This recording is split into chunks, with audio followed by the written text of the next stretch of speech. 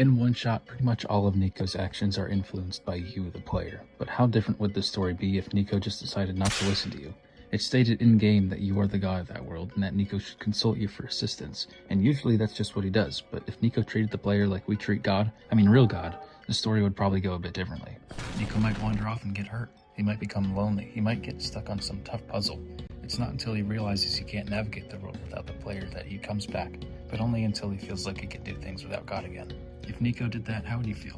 If he just did his own thing, rejecting help from someone he can't even see, maybe even flat out denying that you exist. It doesn't matter how you'd react, you're only human, but the one true God will always welcome back someone who has strayed. It hurts God to see us walk a path of sin and doubt, even to those of us who have not been saved by the grace of Jesus. He wishes ill of no one. Jesus would not have addressed this exact thing in one of his parables if this wasn't how he felt and still feels.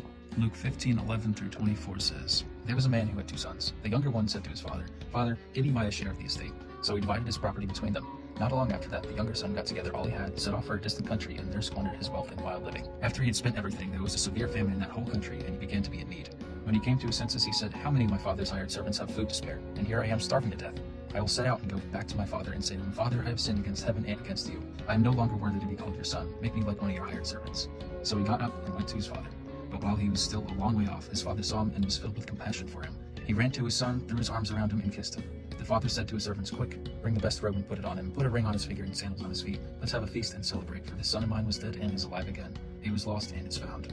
Niko could figuratively stray miles from your intentions with him in one shot, but a just God would always be willing to accept his child back into his arms. Even if you feel like you're too far gone, no one is as forgiving and merciful as the one true God.